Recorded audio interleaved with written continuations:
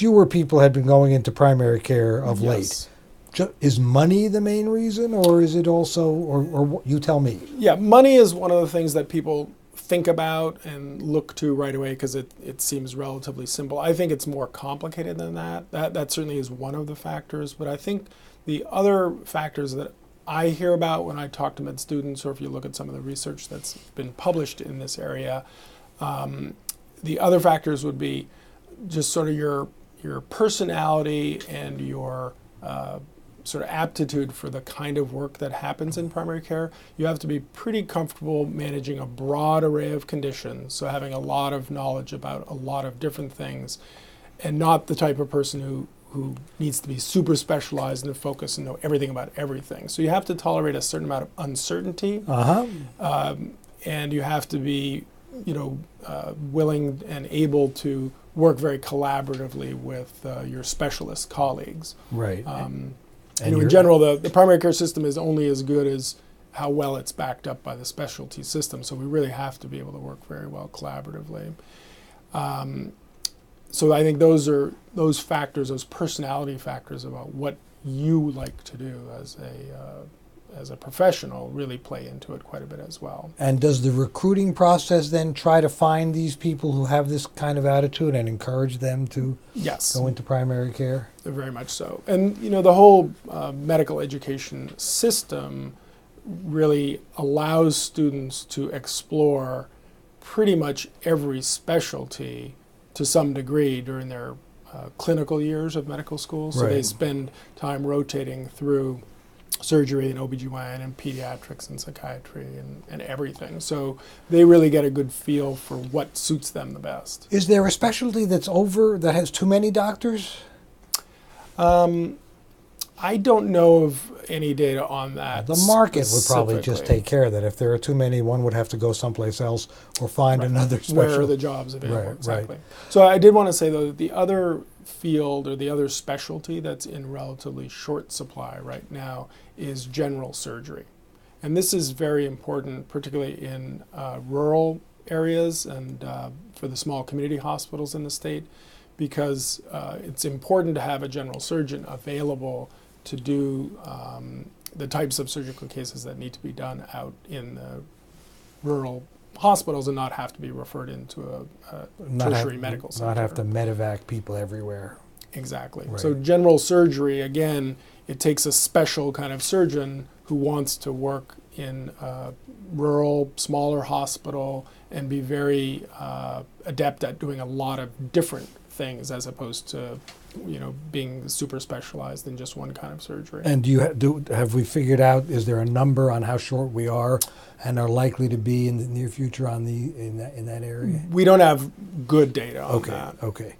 But that's something you're worried about. Yeah, we know anecdotally that there are hospitals that have struggled to find a general surgeon. Now, basically, in order to have more physicians of all kinds, we need more medical students.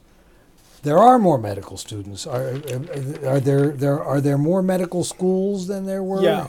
In the last decade, there has been an increase in the number of medical schools in the country, from somewhere around 120 to 130, maybe, med schools. So about 10 more? Yeah. And I could check those numbers. I'll check them for you. And have the existing ones grown, like has UVM's med school grown? Yeah, we've gone up in the last 10 years from around 100 students to 114. Okay.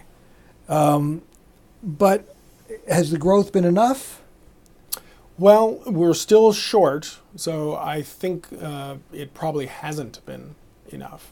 Now, the other bottleneck in the medical training pipeline is after medical school, all graduates need to go through a residency program, where they go into then pediatrics or medicine or psychiatry or surgery or whatever their specialty is going to be, and that also has a limited number of spots. So there's a funnel through which all those medical graduates go. So that really is the constraint on how many graduating practicing physicians we have. So in other words, these are hospital positions. Yes. And if the hospitals don't have enough openings, then there's So what happens to a student who's graduated medical school but doesn't Well, land an internship? Well, in the U.S. right now, we have more graduate medical education spots, more residency spots than we have graduates. Ah, And so that gap is typically filled by what are called foreign medical graduates. So those would be folks who've attended medical school outside the U.S. or Canada. So that would be folks from Caribbean medical schools or from anywhere else in the world. So we do see plenty of folks who've attended medical school outside the U.S. attending residency. so we're sort of importing doctors. Yes. And the idea there is some of those folks come and train in the U.S. and return to their home country, their country of origin. Other folks stay here. And so as we increase the number of U.S. medical graduates, effectively we're crowding out or displacing some of those foreign medical graduates for those graduate medical education positions. But so we do import some, but doctors can't just come over here in unlimited numbers from other countries. No, there's obviously the immigration Right, requirements okay. that are complex. Some people have suggested, perhaps less so in the last 10 years than in the past 30 or 40 before that, that the medical establishment, the AMA, I guess especially, discouraged growth of medical schools because they wanted to keep the supply limited. Is there anything to that, do you think? I don't know enough about that to comment on it.